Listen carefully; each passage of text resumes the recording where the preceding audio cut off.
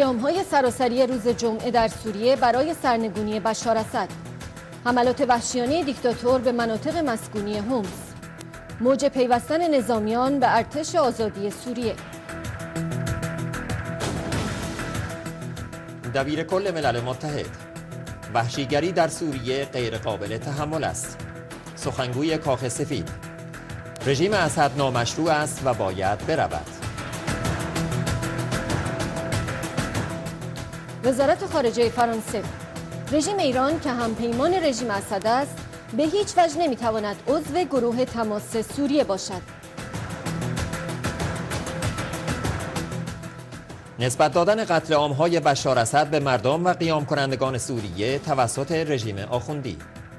اظهارات معاون وزارت خارجه و نماینده رژیم در ملل متحد در حمایت از دیکتاتور سوریه. وزیر خارجه آمریکا: جامعه بین‌المللی در جلوگیری از دستیابی رژیم ایران به تسلیحات اتمی متفق النظر هستند. این رژیم باید در نشست مسکو گام مشخصی در تعلیق غنیسازی اورانیوم بردارد.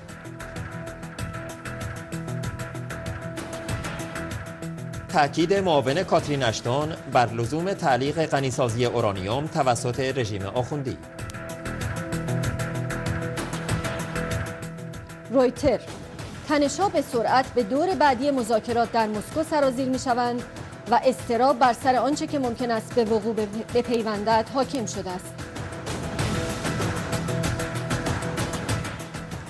ابراز یأس مجدد احمدی نژاد از نتیجه مذاکرات در مسکو: به احتمال زیاد این مسئله در مسکو حل و فصل نخواهد شد و مستکبران تمایلی به حل و فصل پرونده هسته‌ای ایران ندارند.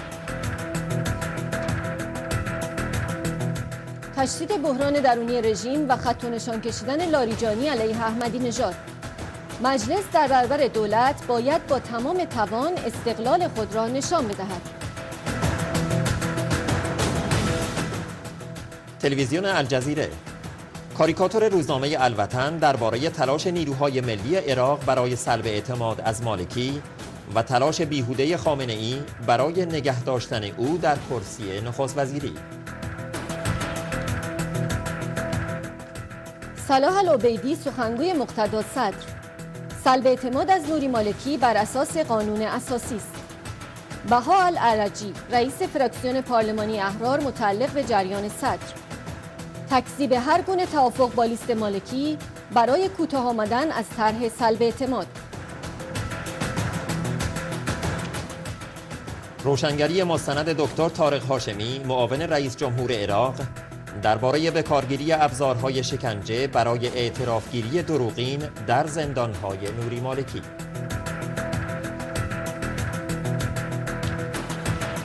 و موضع‌گیری هیئت علمای مسلمین عراق در محکومیت دستگیری‌های خودسرانه توسط دولت مالکی و بازداشت 1523 تن از شهروندان عراقی طی یک ماه.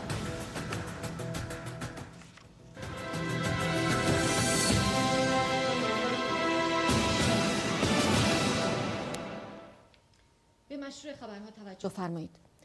قیام کنندگان در سوریه در تظاهرات سراسری روز جمعه ضمن پشتیبانی از انقلابیون خود کشورهای حامی بشار اسد جنایتکار از جمله روسیه و چین را محکوم کردند که اگرچه از بشار اسد حمایت می‌کنید اما ما از مبارزه برای بیرون کردن شما از سوریه دست بر نخواهیم داشت.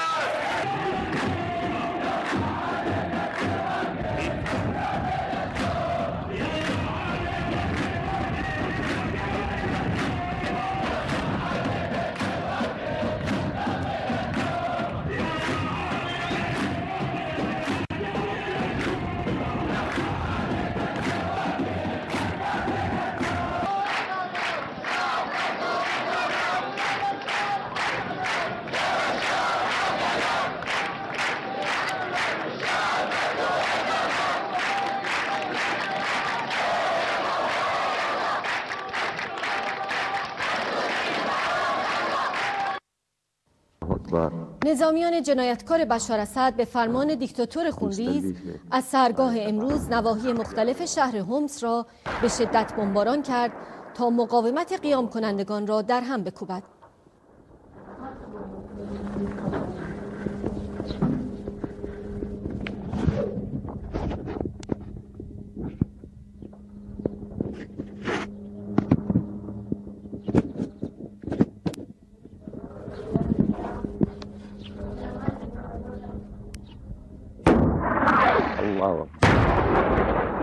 حمص حي القصور، احتراق الأبنية نتيجة القصف عليها 8/6/2012.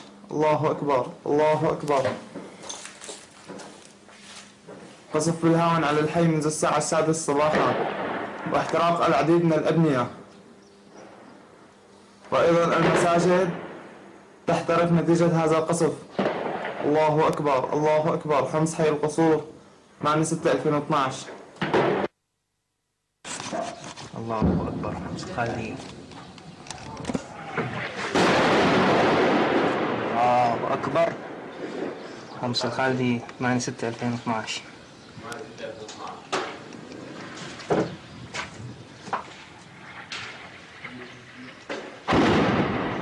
الله أكبر.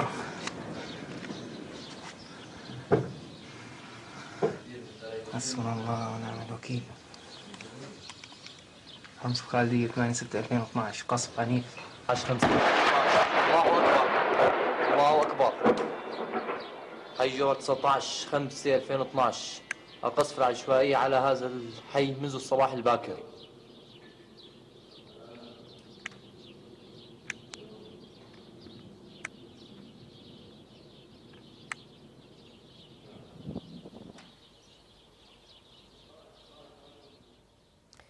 گزارش‌ها از سوریه حاکی است هر روز نیروهای مردمی به ارتش آزادی سوریه می‌پیوندند و به نیروهای جنایتکار بشار اسد پشت می‌کنند. الرحمن الرحیم قال تعالى أذن للذين يقاتلون بأنهم ظلموا وإن الله على نصرهم لقدير. بعد الهجمة الشرسة من قبل نظام الأسد الفاجر على أهلنا في الحولة، وانتصارا لحرائرنا وإعلاء لكلمة ديننا، نعلن عن تشكيل كتيبة سهام الليل التابعة للمجلس العسكري في ناحية أبو ظهور في ريف إدلب الشرقي، ونعاهد الله تعالى والوطن على أن نكون أوفياء لديننا وثورتنا وإخوتنا، والله على ما نقول شهيد. عاشت سوريا حرابية. الله أكبر. کاخ سفید بر لزوم برکناری دیکتاتور سوریه تأکید کرد. جی کارنی سخنگوی رئیس جمهور آمریکا اعلام کرد ما گفته ایم که رژیم اسد در پایبندی به التزاماتش نسبت به طرح کوفی عنان شکست خورده است.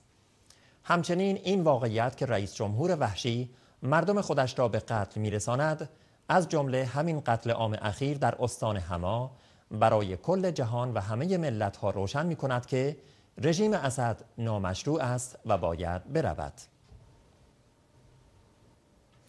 دبیرکل ملل متحد شامگاه پنجشنبه قتل عام تازه توسط جانیان دیکتاتور سوریه را به شدت محکوم کرد و گفت ما این وحشیگری غیرقابل تحمل را به شدت محکوم می‌کنیم.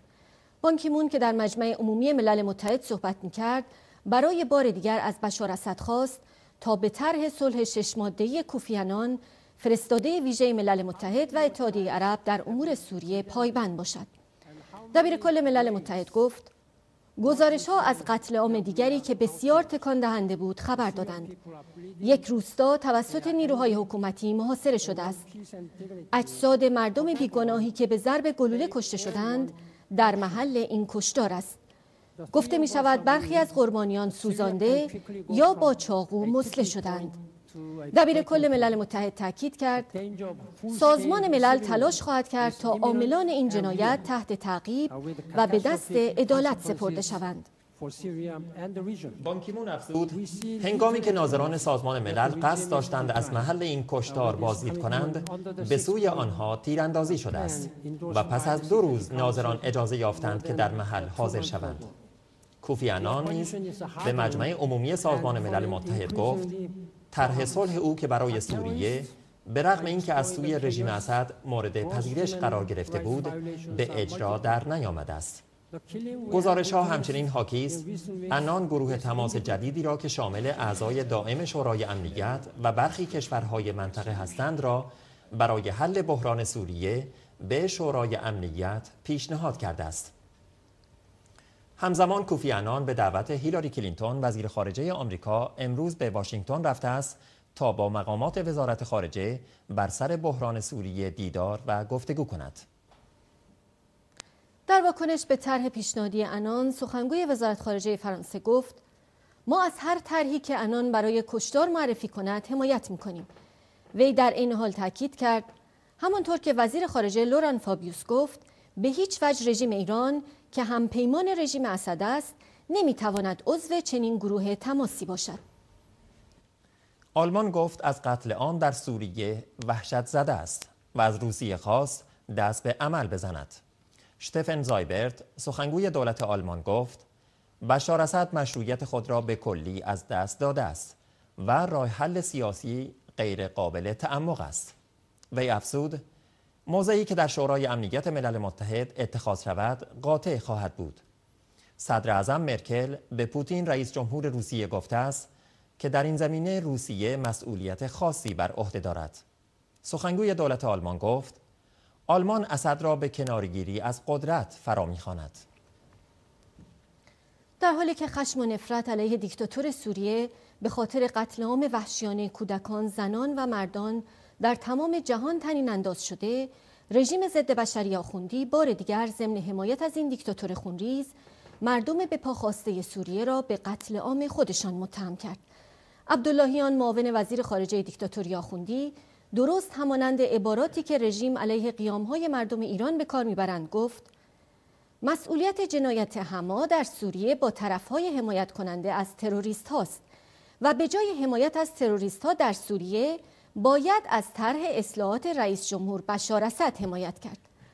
در همین حال نماینده دیکتاتوری آخوندی در سازمان ملل متحد نیز در حمایت از دیکتاتور خونریز سوریه گفت به جای اینکه عجولانه حکومت سوریه را در این رابطه متهم کنیم، منتظر تکمیل تحقیقات باشیم.